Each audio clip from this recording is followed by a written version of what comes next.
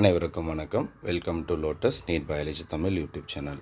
நம்முடைய யூடியூப் சேனலில் பிஜிடிஆர்பி எக்ஸாமுக்காக டெய்லி ஒரு மோட்டிவேஷன் வீடியோ பார்த்துட்ருக்கோம். அந்த வகையில் பண்ணாக்க இன்றைக்கி நம்ம பார்க்க போகிறது ஒரு இம்பார்ட்டன்ட் மெத்தட் தான். ஸோ நிறைய பேர் பண்ணாக்கா நிறைய படிக்கிறோம், ஆனால் பண்ணாக்கா மார்க் அதிகமாகலை, இல்லை நிறைய படிக்கிறோம் மறந்து போயிடுது. ஸோ இந்த மாதிரி நிறைய பிரச்சனை இருக்கும். ஸோ அவங்களுக்கான மெத்தடு தான் பண்ணாக்கா இந்த பிக்யூஆர்எஸ்டி மெத்தட்.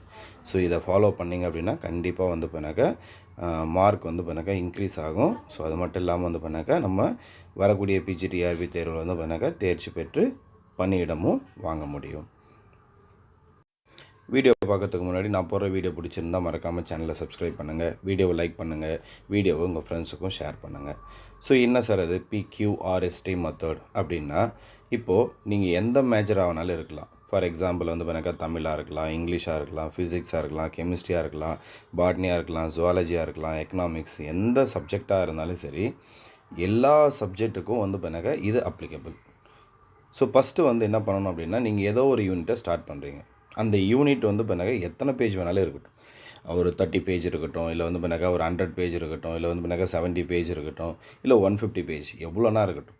ஃபஸ்ட்டு நமக்கு புரியுதோ புரியலையோ, ஃபஸ்ட்டு பேஜிலேருந்து லாஸ்ட் பேஜ் வரைக்கும் பண்ணாக்கா ஒரு முறை தரோவாக படித்து முடிச்சிடணும். அதுதான் பண்ணாக்கா ப்ரிவ்யூ அப்படின்னு சொல்லுவோம். சரிங்களா? ஃபஸ்ட்டு பண்ணாக்கா ப்ரிவ்யூ. ஸோ பண்ணாக்கா என்ன பண்ணணும், நம்மளது எத்தனை பேஜ் இருக்கோ நமக்கு அது தேவை கிடையாது. அப்போது அதை ஃபஸ்ட்டு பேஜிலேருந்து சரிங்களா லாஸ்ட் பேஜ் வரைக்கும் பண்ணாக்கா தரோவாக பண்ணாக்கா ஒரு முறை படிச்சிடுறீங்க. அப்போ ப்ரிவ்யூ பண்ணிட்டோம். அடுத்தது பண்ணாக்கா இப்போ நீங்கள் படிச்சிங்க இல்லையா, அந்த இடத்துல இருந்து எப்படிலாம் பண்ணாக்கா கொஷின் ரைஸ் பண்ணலாம், எப்படிலாம் கொஷின் கேட்கலாம், நீங்களே பண்ணாக்கா கொஷினை கேளுங்க. இப்போ ஒரு பேராகிராஃப் படிக்கிறீங்க, இந்த பேராகிராஃப்லேருந்து ஏதாவது ஒரு கொஷின் கேட்கறதுக்கு பாசிபிலிட்டிஸ் இருக்கா அப்படின்னு சொல்லிவிட்டு நீங்களே என்ன பண்ணுங்கள், கொஷினை பண்ணாக்கா கேளுங்க. சரிங்களா? அப்போது அடுத்தது கொஷினிங். அந்த கொஷினை பண்ணாக்கா நீங்கள் உங்களுக்கே கேட்டுக்கிறீங்க. ஸோ ஃபஸ்ட்டு பண்ணாக்கா ஒரு முறை கம்ப்ளீட்டாக தரோவாக படித்து முடிச்சிடுறோம். அடுத்தது பண்ணாக்கா அந்த படித்த விஷயத்துலேருந்து கொஷினை ரைஸ் பண்ணுறீங்க. ஸோ உங்களுக்கு நீங்களே கேட்டுக்கிறீங்க. இப்போ கொஷினை ரைஸ் பண்ணிட்டீங்க. சரிங்களா? இப்போ நீங்கள் ஏதோ ஒரு கொஷினை ரைஸ் பண்ணிங்க இல்லையா, அதை பண்ணாக்கா ஒரு நோட்லேயோ பேப்பர்லேயோ கூட ஒரு நோட்டில் எழுதி வச்சுக்கோங்க. எழுதி வச்சுக்கிட்டு இப்போது அந்த கொஷினுக்கான ஆன்சரை தேடுங்க. சரிங்களா? அப்போ அந்த கொஷினுக்கான ஆன்சரை நீங்கள் என்ன பண்ணுங்கள், படித்து முடிச்சிடுங்க. அப்போ ஃபஸ்ட்டு பண்ணாக்கா மொத்தத்தையும் தரோவாக ஒரு முறை படித்து முடிச்சிடுறோம். அடுத்தது பண்ணாக்கா நீங்கள் படித்த இடத்துல இருந்து என்னென்ன கொஷினெல்லாம் கேட்க முடியுமோ அது எல்லாத்தையும் என்ன பண்ணுறீங்க, ஒரு நோட்டில் எழுதி வச்சுக்கிறீங்க. இப்போது நீங்கள் எழுதி வச்சிங்க இல்லையா கொஷின்னு, அதுக்கான ஆன்சரை ரிமெம்பர் பண்ணி பாருங்கள், வருதான்னு பாருங்கள். அப்படி இல்லை அப்படின்னா எந்த இடத்துலலாம் படிச்சிருக்கீங்களோ, சரி என்னென்ன கொஷின்லாம் எடுத்திருக்கீங்களோ அதுக்கான ஆன்சரை தேடுங்க. சரிங்களா? இப்போது நோட்டை க்ளோஸ் பண்ணி வச்சுருங்க.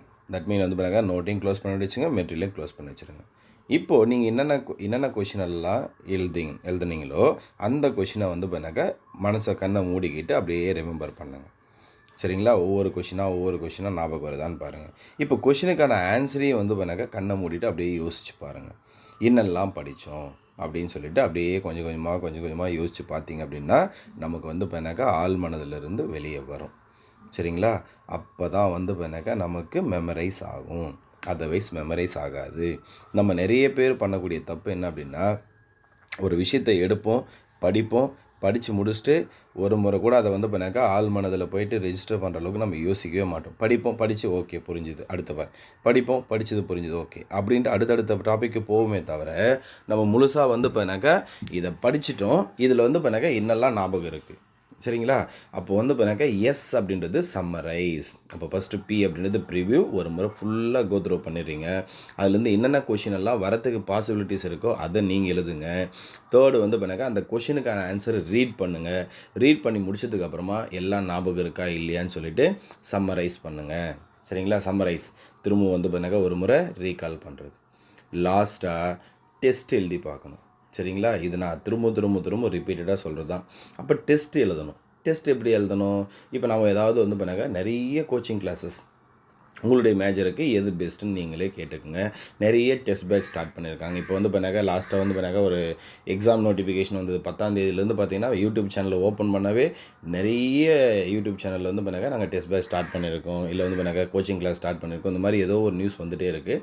அதில் ஏதாவது வந்து பண்ணாக்கா ஒரு டெஸ்ட் பேட்ச் ஜாயின் பண்ணிக்கோங்க. ஜாயின் பண்ணிவிட்டு நீங்கள் படித்ததை டெஸ்ட் எழுதி பாருங்கள்.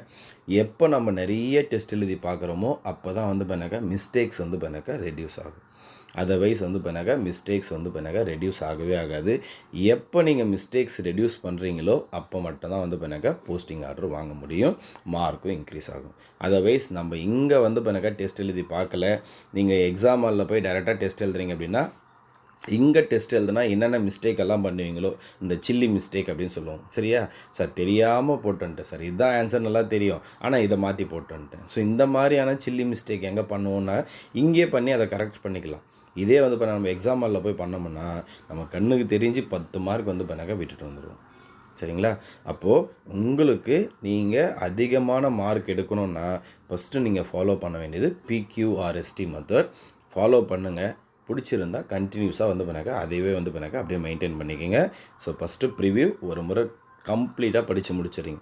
அந்த யூனிட்டில் என்னென்ன இருக்குதுன்னு உங்களுக்கு வந்து பண்ணாக்கா ஒரு மைண்டில் வந்து பண்ணாக்கா ஒரு ஐடியா கிடைச்சிரும். அடுத்தது அதில் என்னென்ன கொஷின் எல்லாம் கேட்க முடியும், அடுத்து அந்த கொஷினுக்கான ஆன்சரை வந்து பண்ணாக்கா ரீட் பண்ணுங்கள். அடுத்தது வந்து பண்ணாக்கா சம்மரைஸ் பண்ணுங்கள். என்னெல்லாம் படிச்சிங்களோ அதெல்லாம் ஞாபகம் வருதான்னு பாருங்கள்.